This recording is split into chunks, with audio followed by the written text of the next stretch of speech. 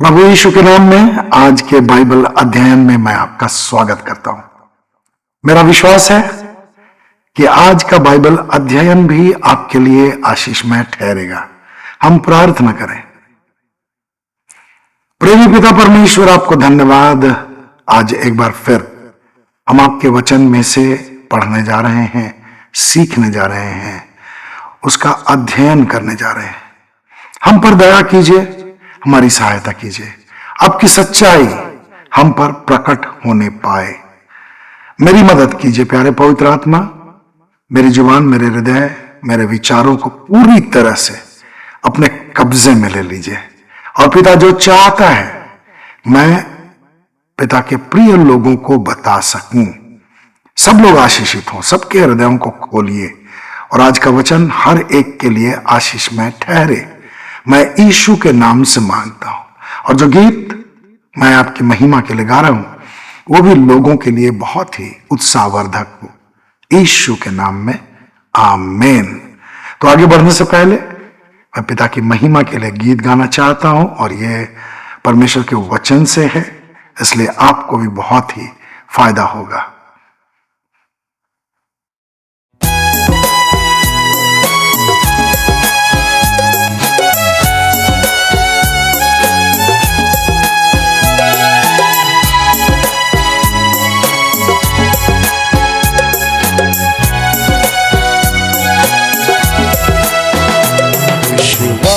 वस्तु आशा की हुई वस्तुओं का निश्चय है। विश्वास तो आशा की हुई वस्तुओं का निश्चय है और अनदेखी वस्तुओं का प्रमाण है। अनदेखी वस्तुओं का प्रमाण है।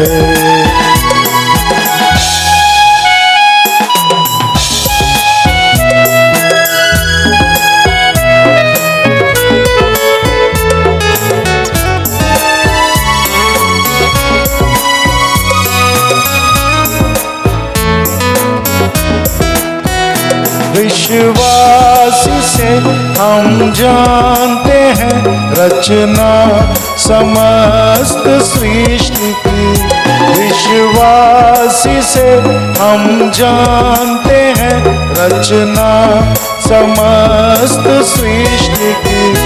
परमेश्वर के वचन के द्वारा ही की गई। परमेश्वर के वचन के द्वारा की गई। विश्वास तो आशा की हुई वस्तुओं का निश्चय है।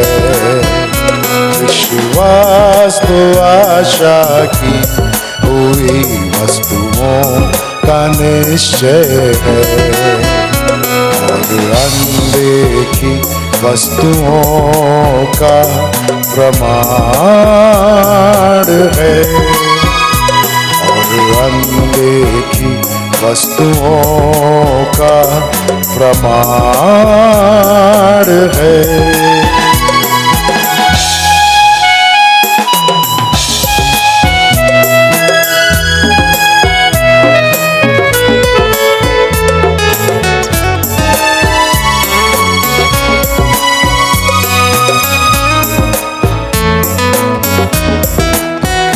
विश्वास से हम जानते हैं रचना समस्त सृष्टि की।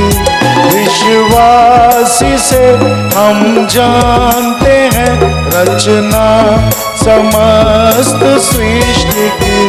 परमेश्वर के वचन के द्वारा ही की गई। परमेश्वर के वचन के द्वारा की गई। विश्वास तो आशा की हुई वस्तुओं का निश्चय है। विश्वास तो आशा की हुई वस्तुओं का निश्चय है, और अनदेखी वस्तुओं का प्रमाण है, और अनदेखी वस्तुओं का प्रमाण है। तो पिता परमेश्वर को बहुत बहुत धन्यवाद। वो महान है, अद्भुत है, हमारी कल्पना से बहुत बहुत बहुत बहुत बढ़कर सामर्थ्य है, और इसलिए हम आनंदित हो सकते हैं, सुरक्षित रह सकते हैं, उसके प्रेम में मगन रह सकते हैं। आज का विषय है, आप कितने विश्वास योग्य हैं। विश्वास योग्यता बहुत महत्वपूर्ण है। पति पत्नी के बीच विश्वास योग्यता अगर नहीं है तो परिवार में कलह से कोई रोक नहीं सकता है। माता पिता और बच्चों के बीच विश्वास योग्यता नहीं है, वे एक दूसरे के प्रति विश्वास योग्य नहीं है, तब उस घर को टूटने से कोई बचा नहीं सकता। दो दोस्तों के बीच के संबंध में भी विश्वास योग्यता बहुत जरूरी है, और इसलिए जरूरी है कि परमेश्वर की दृष्टि में भी हम विश्वास योग्य ठहरें। हमारा परमेश्वर विश्वास योग्य है। पहला कुरिन्थियों पहला अध्याय 9वां पद यह बताता है, और फिर पहला थिस्सलुनीकियों 3:3 में भी लिखा हुआ, प्रभु विश्वास योग्य है। और इसलिए चूंकि प्रभु विश्वास योग्य, प्रभु यीशु विश्वास योग्य है, उसने क्रूस पर पिता की आज्ञा के अनुसार, पिता की इच्छा के अनुसार अपने आप को हमारे लिए बलिदान कर दिया। उसने अपनी विश्वास योग्यता केवल क्रूस पर ही साबित नहीं की, उससे पहले भी बार बार परमेश्वर के प्रेम को उसने विश्वास योग्यता के साथ हमारे ऊपर प्रकट किया। अपनी सेवकाई में वह परमेश्वर के प्रति पूरी तरह से विश्वास योग्य ठहरा। इसलिए अगर वो चाहता है कि हम भी विश्वास योग्य सिद्ध हों, तो इसमें कोई गलत बात नहीं है। और प्रकाशित वाक्य 2 अध्याय 10वां पद अगर आप पढ़ेंगे तो वहां कई बात हैं, लेकिन अंत में लिखा है, प्राण देने तक विश्वासी रहे। प्राण देने तक विश्वासी रहे, यानी हमारी विश्वास योग्यता तब तक रहनी चाहिए जब तक हम इस जीवन में हैं, जब तक हम इस संसार में हैं, तब तक हमें अंतिम मौके तक, खून के अंतिम कतरे तक कह सकते हैं हम लोग, प्रभु के प्रति विश्वास योग्य रहना चाहिए। परमेश्वर को महिमा मिले, प्रभु यीशु के जो चेले थे वे भी विश्वास योग्य निकले। यूहन्ना जिसने प्रकाशित वाक्य लिखी वो भी विश्वास योग्य था। और उसकी मृत्यु कैसे हुई आपको मालूम है, पतमस के टापू में। लेकिन उसकी मृत्यु से पूर्व रोमी साम्राज्य के अधिकारियों ने मार डालने की कोशिश की, रोमी सम्राट ने उसे मारने की कोशिश की। उसे खौलते हुए तेल में 2 बार डाला गया। बहुत बड़ा कड़ाहा था, उसमें तेल खौला दिया गया, और जब यूहन्ना को उसमें डाला गया तो उसे कोई हानि नहीं हुई। उसे तो मुझे ऐसा लगता है कि उसे लगा होगा ठंडा कोई पानी का बर्तन है, वो खड़ा हो गया और उसने प्रचार करना शुरू किया। 2 बार उसने ऐसा ही किया।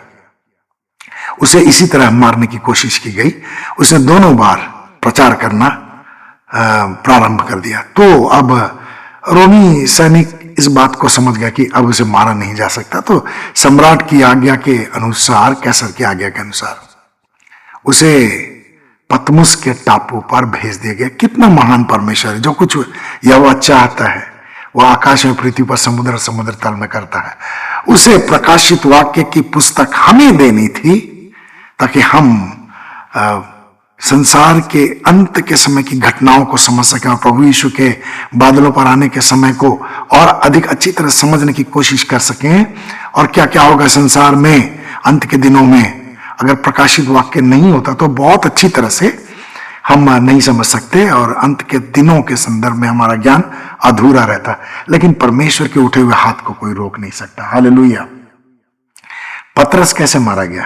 क्रूस पर मारा गया और उसकी इच्छा के अनुसार उसे उल्टा लटका करके मारा गया। थोमा जो हमारे भारत देश में आया था प्रचार करने के लिए, प्रचार करने से पूर्व उसने बहुत से लोगों को प्रभु यीशु के विषय में बताया और बहुत से लोग प्रभु यीशु के प्रेम को पहचान गए, प्रभु यीशु के पीछे चलने लगे। तो शत्रुओं को यह बात पसंद नहीं आई और उसे भाले से बेध करके मारा गया। यूहन्ना बपतिस्मा दाता भी अपने अंत के समय तक परमेश्वर के प्रति विश्वास योग्य रहा। उसका सिर काट दिया गया, हेरोदेस राजा की आज्ञा के अनुसार उसका सिर कलम कर दिया गया। स्तिफनुस उसे पत्थरवाह किया गया, पत्थर से मारा गया। लेकिन अंत के समय तक, अंतिम सांस तक और परमेश्वर पिता के प्रति विश्वास योग्य रहा। विश्वास योग्यता के संदर्भ में बाइबल बहुत सारे स्थानों में बताती है, लेकिन मैं इब्रानियों की पत्री अध्याय 11 36 से 38 पद तक पढ़ना चाहता हूं। यह लिखा है, कई लोग ठट्ठों में उड़ाए जाने, कोड़े खाने वरन बंधनों व कैद में पड़ने के द्वारा परखे गए। उनका पथराव हुआ, आरे से चीर कर उनके 2 टुकड़े कर दिए गए। उनकी परीक्षा की गई, तलवार के घाट उतारे गए। वे दरिद्रता, क्लेश और दुख भोगते हुए भेड़ और बकरियों की खाल पहने इधर उधर भटकते फिरे। संसार उनके योग्य नहीं था। वे रेगिस्तानों, पर्वतों, गुफाओं और पृथ्वी की दरारों में छिपते रहे।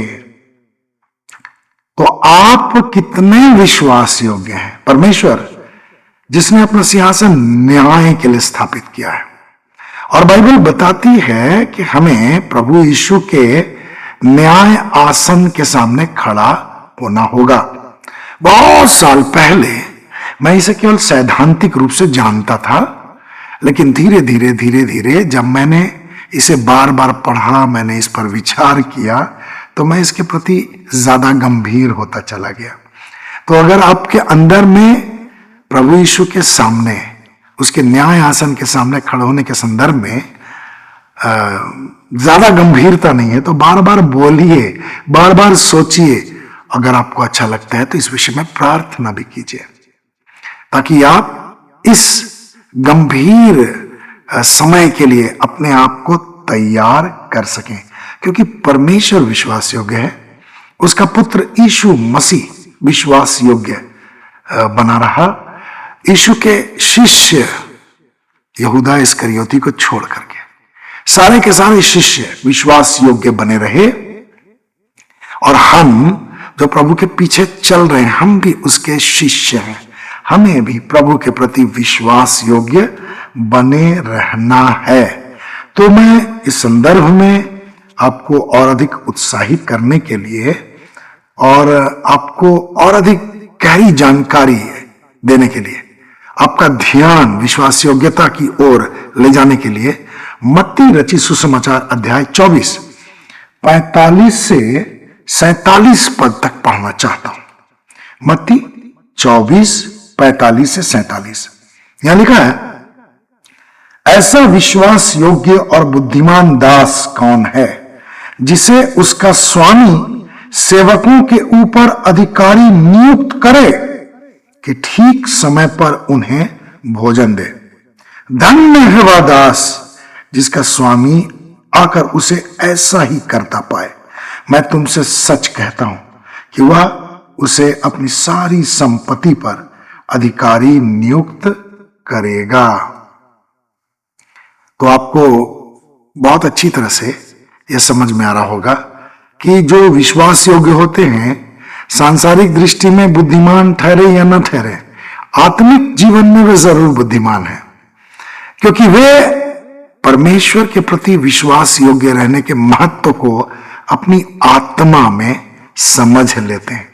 अब यहां जो विश्वास योग्य और बुद्धिमान दास है, जिसको उसके स्वामी ने नियुक्त कर दिया था। कहीं वह यात्रा पर जाने वाला था, और यह एक दृष्टांत है जिसे प्रभु यीशु ने हमारे समझने के लिए बहुत ही सुंदर तरीके से बताया। तो जो स्वामी अधिकारी को नियुक्त करके चला गया दूर, वो व्यक्ति वास्तव में सेवक है, परमेश्वर का सेवक, और जो स्वामी है वो हमारा यीशु है। अब जो काम परमेश्वर ने आपको सौंपा है प्रभु यीशु के द्वारा, आपको जो योग्यताएं दी गई हैं, आपको जो कार्य सौंपे गए हैं, आपकी जो जिम्मेदारियां हैं, उनको आपको पूरा करना है। सांसारिक जिम्मेदारियों से भी आप भाग नहीं सकते। परिवार के प्रति, पति पत्नी के प्रति, बच्चों के प्रति आप अपने जिम्मेदारियों से नहीं भाग सकते। नौकरी की जिम्मेदारियों से भाग नहीं सकते। कलीसिया की जिम्मेदारियों से भाग नहीं सकते। पड़ोसी के प्रति जिम्मेदारियों से भाग नहीं सकते। तो जिस परिवेश में परमेश्वर ने आपको रखा है, उस परिवेश में जितनी भी जिम्मेदारी, उनके प्रति आपको, मुझको विश्वास योग्य बनना ही है। और विश्वास योग्य व्यक्ति आत्मिक तौर पर बुद्धिमान होता है। जब प्रभु यीशु के सामने हम खड़े हों तो हमारा जीवन विश्वास योग्यता का जीवन हो, वह हमें शाबाशी देगा। मैं तुमसे सच कहता हूं, वह उसे अपनी सारी संपत्ति पर अधिकारी नियुक्त करेगा। 47वां पद में ऐसा लिखा है। और बाइबल बताती है कि हम उसके सह उत्तराधिकारी हैं। यानी आत्मिक दृष्टिकोण से स्वर्ग में, स्वर्गीय जीवन में बहुत सारे अधिकार, बहुत सारी आशीषें, बहुत ही सम्मानजनक स्थान परमेश्वर की ओर से उनको मिलने वाला है जो परमेश्वर के प्रति विश्वास योग्य और बुद्धिमानी का कार्य करने वाले ठहरेंगे। अब मैं एक और स्थान से पढ़ना चाहता हूं। ये तोड़ों के दृष्टांत से संबंधित है। मत्ती 25:14 पद। फिर यह उस मनुष्य के समान है जो यात्रा पर जाने को था, और जिसने अपने दासों को बुलाकर अपनी संपत्ति उनको सौंप दी। पूरी तरह से पूरी संपत्ति सौंप दी। और आज के संदर्भ में हम कहेंगे तो परमेश्वर ने विश्वासियों को स्वर्ग की बातें सौंप दी हैं, जो प्रभु यीशु इस पृथ्वी पर रहने के दौरान करना चाहता था। वो सब पृथ्वी के उसके सेवकों को परमेश्वर की ओर से सौंप दिया गया है। अब हमें प्रभु की महिमा के लिए, प्रभु की इच्छा के अनुसार प्रभु का काम करते जाना है, जो परमेश्वर ने प्रभु यीशु को सौंपा। और प्रभु यीशु के द्वारा जो हमें प्राप्त हुए, जो भी काम हमें दिया गया, उसको पूरा करना है। अब उसको पूरा करने के संदर्भ में जो तोड़े यहां बताए गए हैं, वे 15वें पद के अनुसार 5 तोड़े, 2 तोड़े और 1 तोड़े की बातें हैं। लिखा उसने एक को 5 तोड़े, दूसरे को 2, तीसरे को 1, अर्थात प्रत्येक को उसकी योग्यता के अनुसार दिया, और यात्रा पर चला गया। हमारा प्रभु यीशु यद्यपि आत्मिक रूप से हमारे साथ है, फिर भी वह स्वर्गीय दृष्टिकोण से अगर देखेंगे, बाइबल की बातों को देखेंगे, तो उसका स्वर्गारोहण हो चुका है। अब वो एक ही बार आएगा सब लोगों के लिए।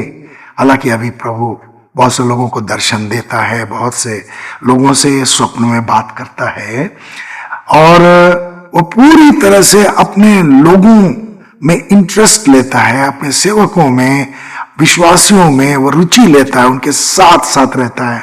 उसने कहा, जहां 2 या 3 मेरे नाम पर एकत्रित होंगे, मैं उनके बीच में हूंगा। लेकिन स्वर्गारोहण और बादलों पर वापस आना, ये महत्वपूर्ण तथ्य हैं, सत्य हैं, ऐसा होगा। तो हम लोग अब इस बात को परखने की कोशिश करेंगे कि हम कितने विश्वास योग्य हैं। आप अपने आप को परखने की कोशिश कीजिए, आप कितने विश्वास योग्य हैं। मत्ती 24, 45 और 46 पद के आधार पर, और फिर मत्ती 25, 14 और 15 पद के आधार पर आप कितने विश्वास योग्य हैं, अपने आप को परखने की कोशिश करें। तो हम अपने आप को 3 बातों के आधार पर परखेंगे। पहली बात है समय। ऐसा कहते हैं कि समय मूल्यवान है और सोने से भी ज्यादा कीमती है। अंग्रेजी में कहावत है टाइम इज गोल्ड।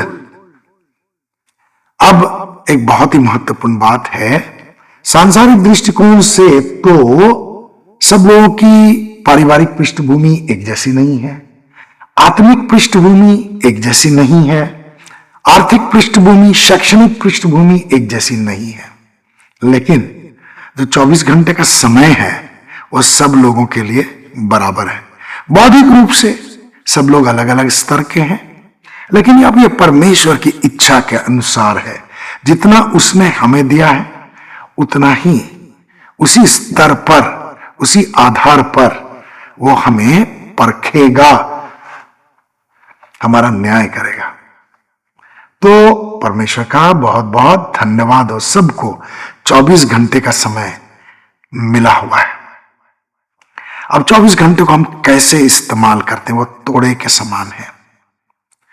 हम लोग जब कहते हैं कि समय मूल्यवान है, कीमती है, सोने के जैसा है, टाइम इज गोल्ड, जब हम कहते हैं तो उड़ाऊ पुत्र पर हम अपना ध्यान लगा सकते हैं। उड़ाऊ पुत्र का जो दृष्टांत है, आपको मालूम है कि एक धनी पिता के छोटे बेटे ने अपने हिस्से का धन ले लिया और घर से बाहर चला गया। जब धन लेकर के घर से बाहर जा रहा होगा, हालांकि यह दृष्टांत है लेकिन यह वास्तविकता है कि ऐसा बहुत से लोगों ने किया है और आज भी कर रहे हैं, आगे भी करते रहेंगे।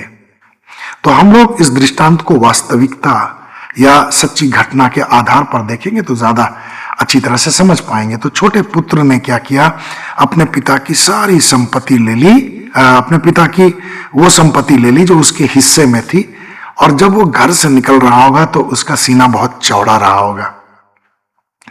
उसके पास धन भी था और पैसे भी थे, समय भी था, धन भी था और समय भी था। अब दोनों को वह अपने मन के हिसाब से उड़ा सकता था, खर्च कर सकता था।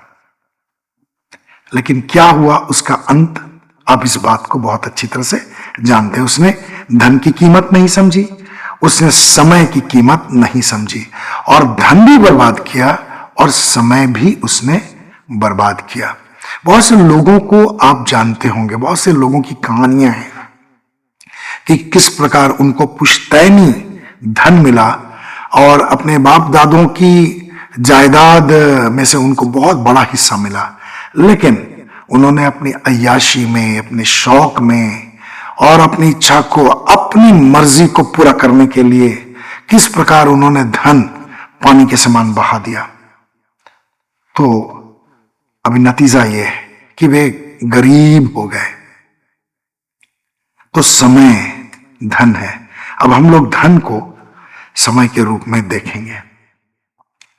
जो सांसारिक योग्यताएं हैं उनके लिए भी समय की जरूरत होती है, और सांसारिक योग्यताओं को प्राप्त करके, सांसारिक योग्यताओं को इस्तेमाल करके दुनियावी महत्व के बहुत सारे काम किए जा सकते हैं।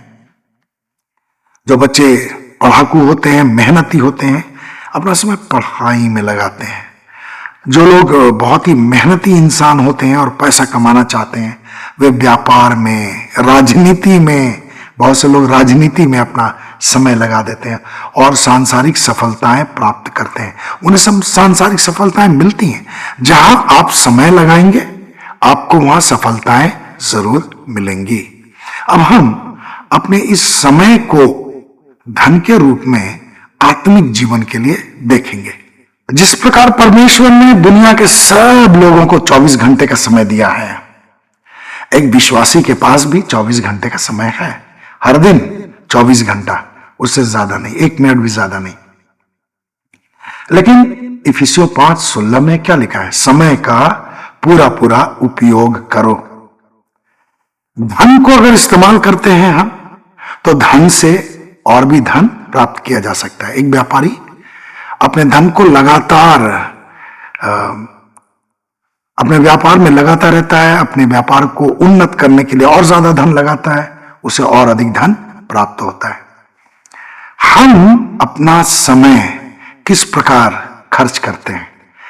प्रभु ने कहा यदि कोई मनुष्य संसार को प्राप्त कर ले लेकिन अपने प्राण को खो दे तो उसे क्या लाभ? तो संसार को प्राप्त करने के लिए लोग एड़ी चोटी का जोर लगा देते हैं, यानी सांसारिक सफलताएं अर्जित करने के लिए बहुत ज्यादा मेहनत करते हैं, अपना स्वास्थ्य उसमें लगा देते हैं, अपना धन लगाते हैं, अपना समय लगाते हैं। सांसारिक रूप से बेशक वे बहुत ही ज्यादा सफल भी कहलाते हैं, बहुत ही नामी गिरामी हो जाते हैं, विख्यात हो जाते हैं। लेकिन परमेश्वर के दृष्टिकोण में आत्मिक रूप से समय रूपी धन का सही उपयोग क्या है? आप 24 घंटे का उपयोग किस प्रकार करते हैं आत्मिक दृष्टिकोण से? जो आप 24 घंटे के इस्तेमाल की जो रूपरेखा बनाते हैं वही आपकी विश्वास योग्यता की परख होती है। आपको मालूम है, मुझे मालूम है कि बाइबल परमेश्वर का वचन है, लेकिन विश्वासी जब ये बात जानते हैं फिर भी परमेश्वर के वचन को कभी कभी गहराई से नहीं पढ़ते। कभी हाँ ठीक है, परमेश्वर के वचन का अध्ययन कर रहे हैं, लेकिन परमेश्वर के वचन का अध्ययन करने के बाद उनका पालन अगर हम नहीं करते तो हम वचन का अध्ययन क्यों कर रहे हैं?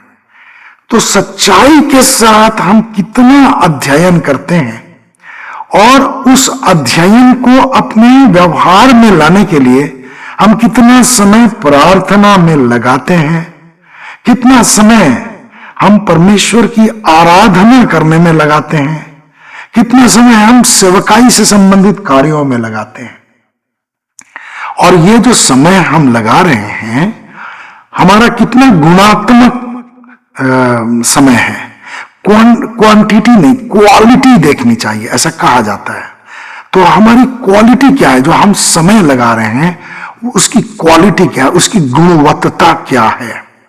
हम जो बाइबल पढ़ रहे हैं हम रूटीन के हिसाब से पढ़ रहे हैं, प्रार्थना जो कर रहे हैं रूटीन के हिसाब से कर रहे हैं, रीति रिवाज है प्रार्थना करना, या आत्मिक संगति में जा रहे हैं, चर्च जा रहे हैं, आत्मिक सहभागिता में जा रहे हैं, तो एक आदत के मुताबिक जा रहे हैं, या परमेश्वर के समीप अपने आप को और अधिक उंडेलने के लिए जा रहे हैं और परमेश्वर के वचन की गहरी बातों को सीखने के लिए जा रहे हैं ताकि उनको अपने जीवन में लागू कर सके। आप क्यों जा रहे हैं? आप जो सेवकाई कर रहे हैं वो परमेश्वर की इच्छा के कितने अनुसार है, परमेश्वर की इच्छा के अनुसार किस हद तक है? अगर आप परमेश्वर की इच्छा के अनुसार सेवकाई करते हैं और परमेश्वर जहां आपको नहीं ले जाना चाहता, जो काम आपको करने नहीं देना चाहता, अगर वो काम आप नहीं करते, वहां नहीं जाते जहां परमेश्वर नहीं चाहता, तो आप विश्वास योग्यता की दृष्टि से बहुत ही सिद्ध स्थान पर है। परमेश्वर आपको एक सिद्ध व्यक्ति के रूप में देखेगा, आपको एक विश्वास योग्य व्यक्ति के रूप में देखेगा। आपको क्या लगता है, आप जो अपना जीवन व्यतीत कर रहे हैं, आपके पास बहुत समय है और इसलिए संसार का बहुत सारा काम करना चाहिए। सांसारिक कार्य जरूरी है, पारिवारिक कार्य जरूरी है, जिम्मेदारियां जरूरी हैं, एक माँ के रूप में, बाप के रूप में, बड़े भाई के रूप में, छोटे भाई के रूप में, बहन के रूप में, सबकी अलग अलग जिम्मेदारियां हैं, कलीसियाई सदस्य के रूप में सबकी अलग अलग जिम्मेदारियां हैं। लेकिन हम इन जिम्मेदारियों को अपने लिए पूरा करते हैं या परमेश्वर की महिमा के लिए करते हैं? अपनी इच्छा के अनुसार पूरा करते हैं या परमेश्वर की इच्छा के अनुसार करते हैं? यह बड़ी महत्वपूर्ण है।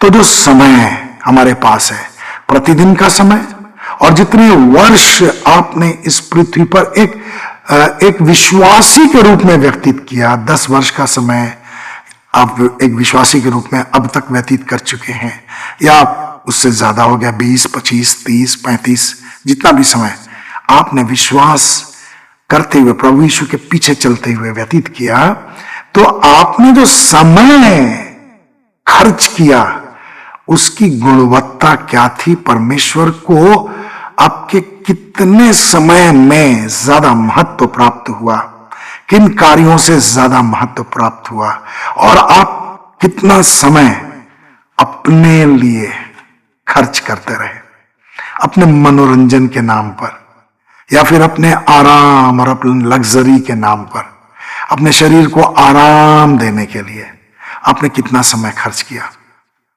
मेरे प्रियो, इन सारी बातों में हम परखे जाएंगे, और जब हमारे कामों को आग से परखा जाएगा तो सारी बातें दूध की दूध और पानी की पानी हो जाएंगे।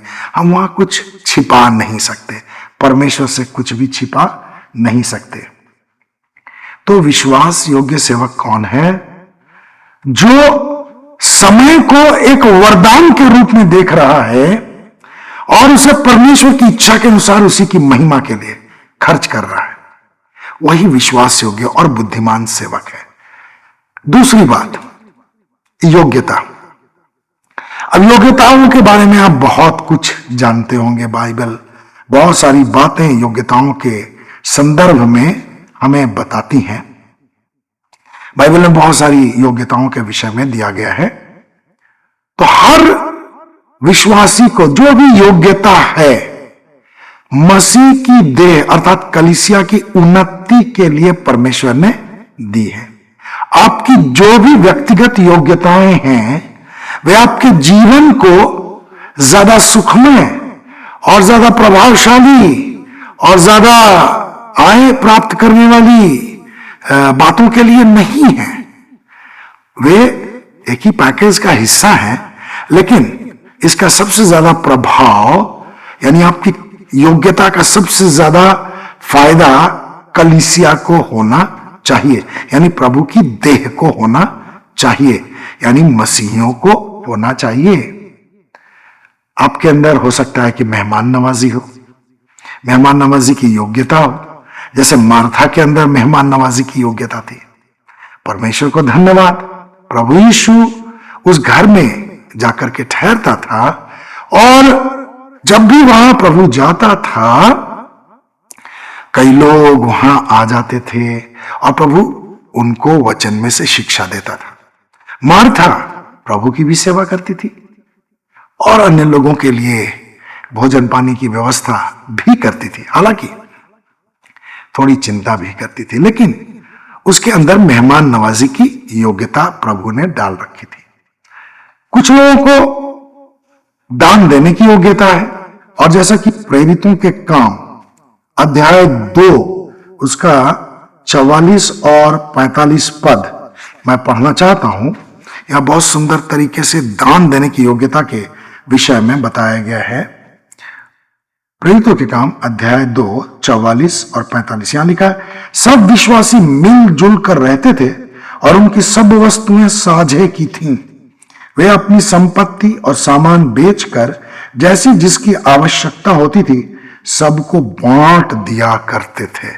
कितना ही उम्दा प्रदर्शन है दान देने का। तो आज भी बहुत सारे लोग हैं जिनको प्रभु ने दान देने की योग्यता दे रखी है। आपको भी हो सकता है दान देने की योग्यता हो, तो आप अपनी योग्यता को किसके लिए खर्च करते हैं?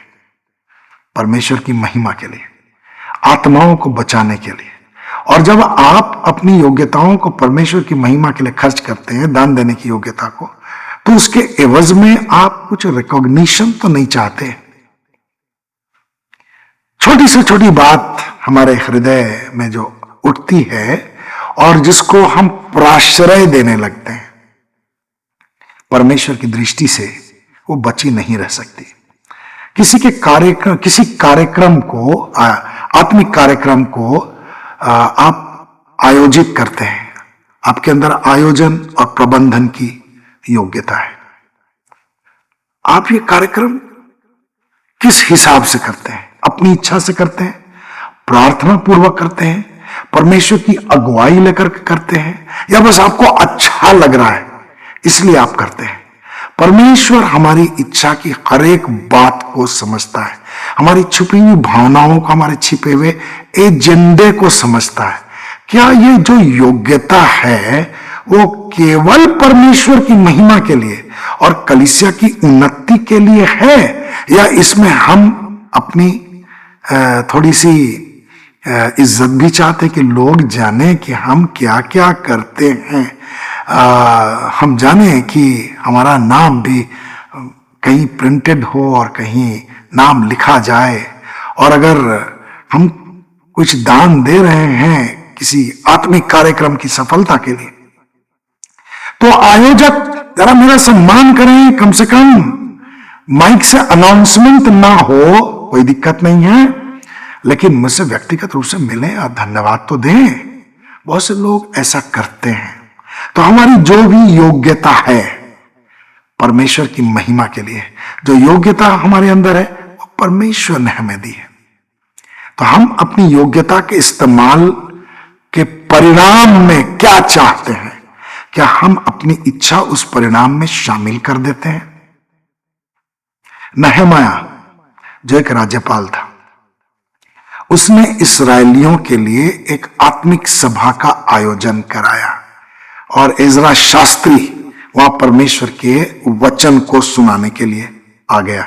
आज बहुत सारे लोग हैं जो आत्मिक कार्यक्रमों का आयोजन करते हैं, करवाते हैं, लेकिन क्या यह ऐसा तो नहीं कि किसी को देख करके कि उसने ऐसा किया इसलिए हम भी ऐसा करेंगे, उस शहर में इस प्रकार का कार्यक्रम हो रहा था इसलिए हम भी अपने शहर में इस प्रकार का कार्यक्रम करेंगे।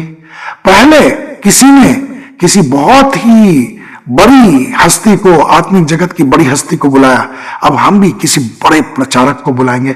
अब यहां प्रभु की इच्छा का कोई भी सम्मान नहीं है, प्रभु की इच्छा के अनुसार यह कार्य नहीं हो रहा है। तो हम जो अपनी योग्यता का इस्तेमाल कर रहे हैं उसका फायदा हमें नहीं मिलने वाला है परमेश्वर की दृष्टि में, और परमेश्वर हमें विश्वास योग्य भी नहीं समझने वाला है। आज मसीही जगत में संगीत का एक बहुत बड़ा महत्व, और ये जो महत्व है वो बाइबल के दिनों से बाइबल में परमेश्वर की आराधना करने वाले बहुत से लोगों के नाम दर्ज हैं। हम लोग जानते हैं राजा दाऊद परमेश्वर की आराधना करता था, उसके गीत गाता था, उसने कितने ही गीत लिखे, कितने भजन लिखे।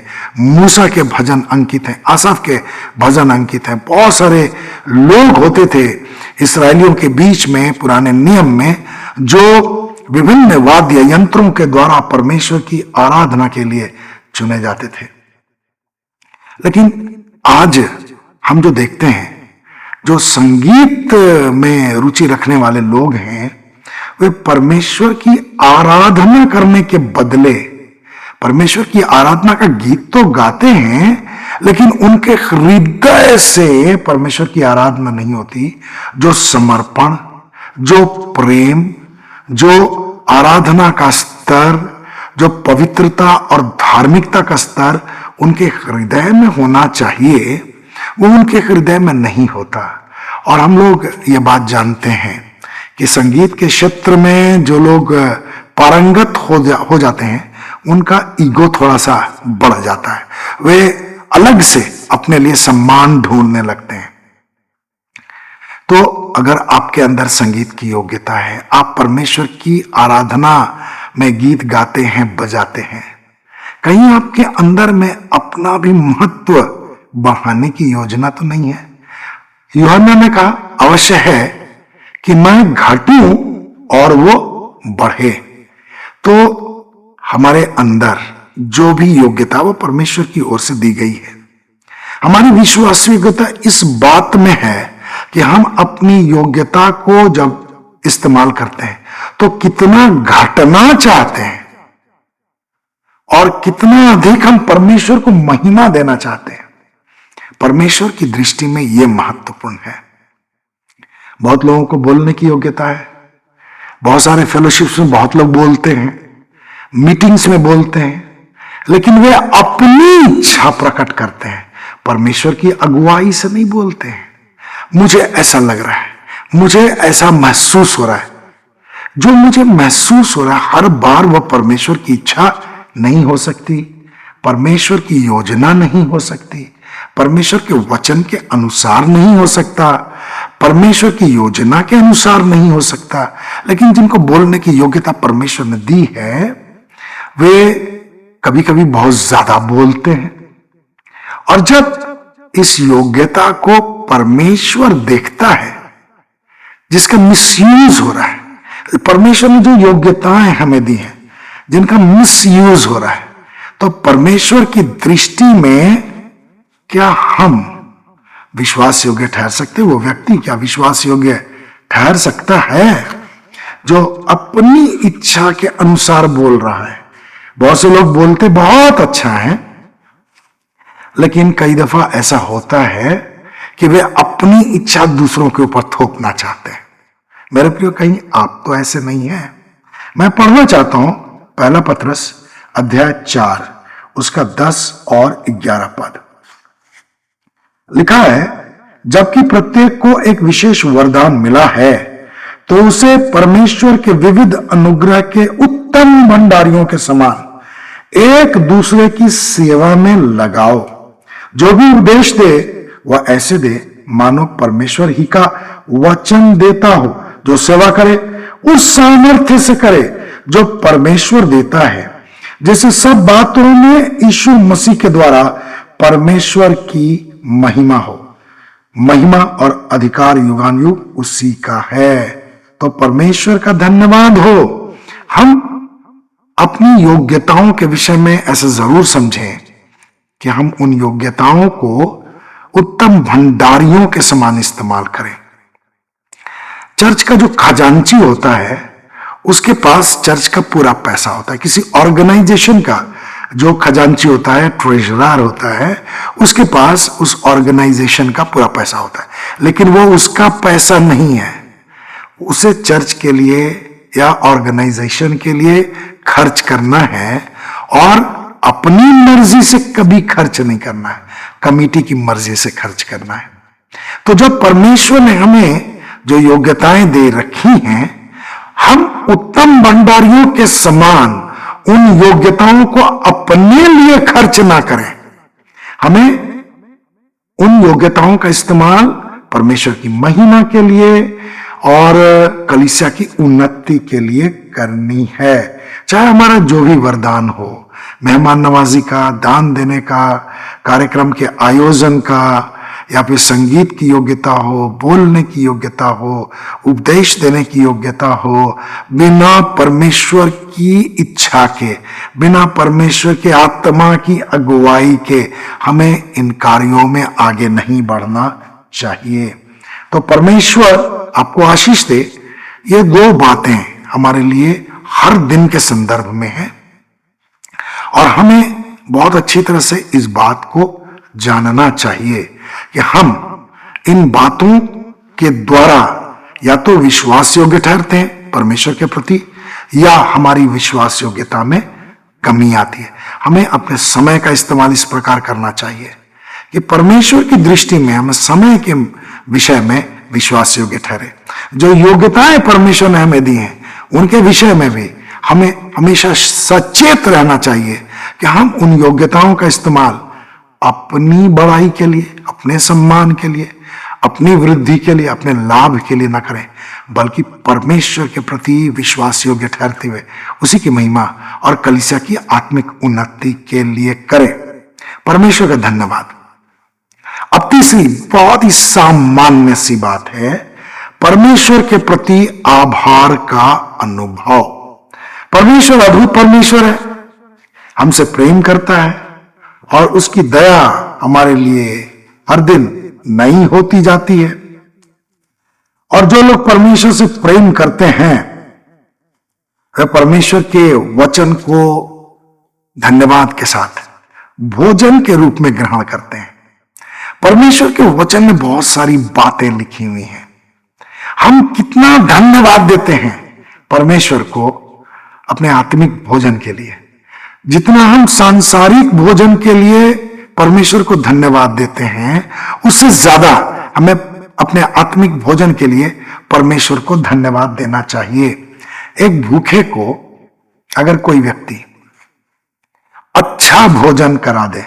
ऐसे भूखे को सामान्य भोजन भी अच्छा ही लगता है, लेकिन बहुत ही अच्छा भोजन कोई व्यक्ति एक भूखे को करा दे तो उसको कितना बार धन्यवाद देगा। कभी आप किसी के घर गए होंगे, आपको बहुत ही लजीज व्यंजन खाने को मिला, बहुत ही सुंदर सहभागिता रही। कितने दिनों तक आप उस बात को, उस घटना को, उस संगति को, स्वाद को याद करते होंगे और इस तरह आप धन्यवाद प्रकट करते होंगे।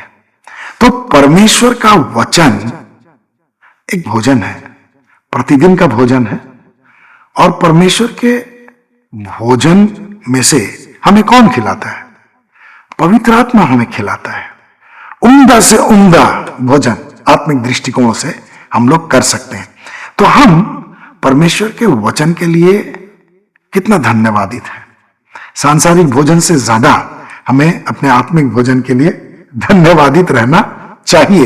हालांकि बहुत से लोग जो हैं वे सांसारिक आशीषों के पीछे ही भागते रहते हैं और सांसारिक आशीषों के पीछे भागते भागते भागते भागते कई दफा उनको जब कठिन परिस्थितियों का सामना करना पड़ता है तो उनके अंदर में तो वचन है नहीं।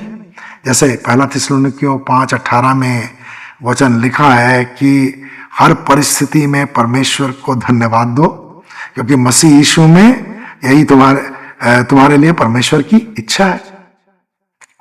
तो जो लोग परमेश्वर के वचन में दृढ़ नहीं होते, वे जरा सी परिस्थितियां बदलते हैं और परमेश्वर के प्रति उनके हृदय में तरह तरह की विरोधी भावनाएं आने लगती हैं, विद्रोहपूर्ण भावनाएं आने लगती हैं।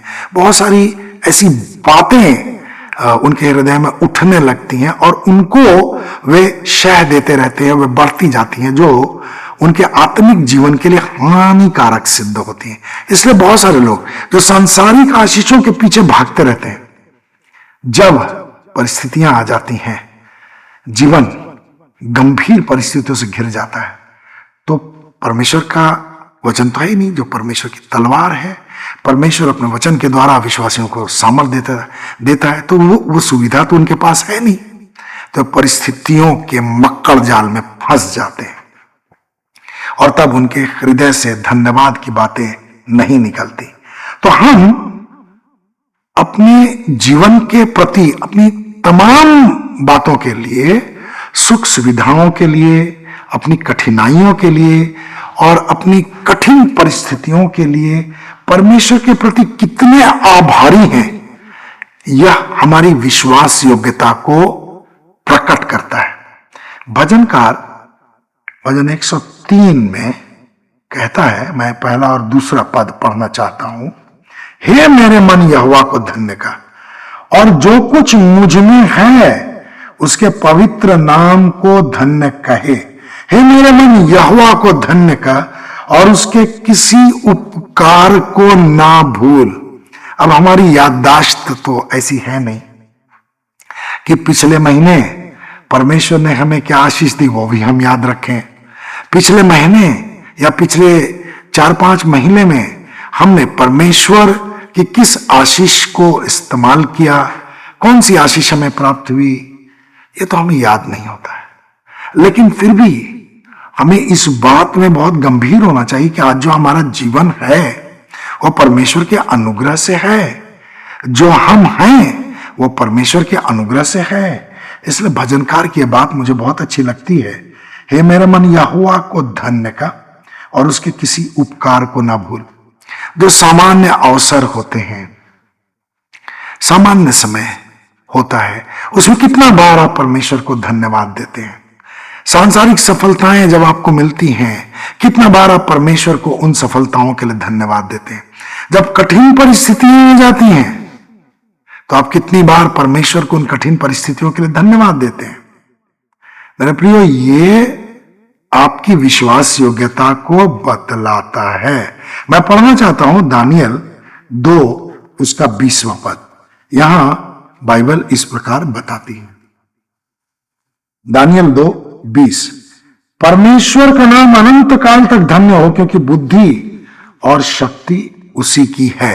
21वां पद ही मैं पढ़ लूं, समयों और युगों को वही बदलता है, वही राजाओं को हटाता और स्थापित करता है, और बुद्धिमानों को बुद्धि और ज्ञानवानों को ज्ञान प्रदान करता है।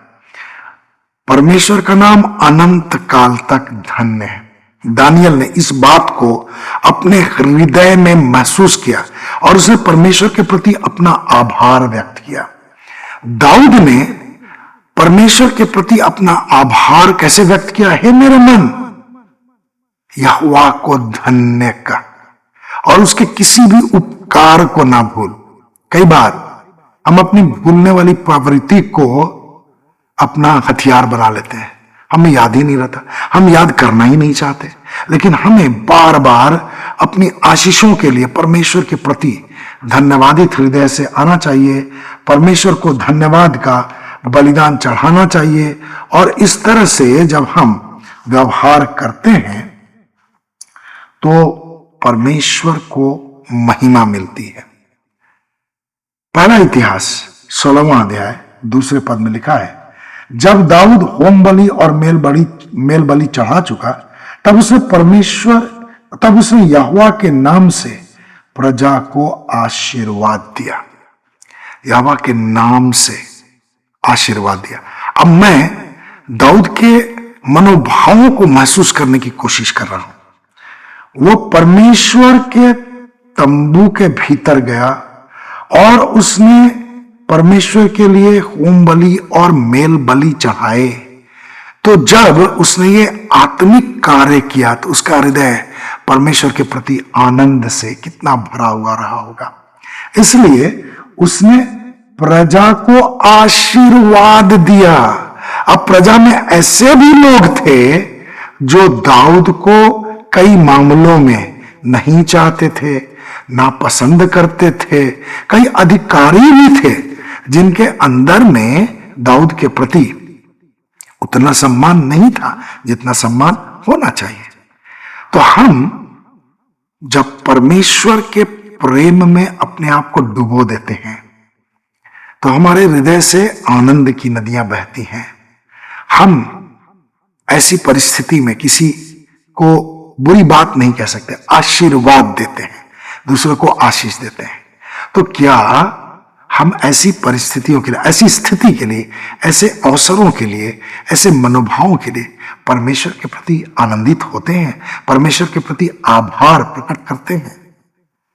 जब हम कठिन परिस्थितियों में भी, बुरी परिस्थितियों में भी परमेश्वर के हाथ में अपने आप को सौंपते हैं, तकलीफ हो रही है धन्यवाद देना, लेकिन उस समय भी हम परमेश्वर को धन्यवाद देते हैं, तो यह हमारी विश्वास योग्यता को दर्शाता है।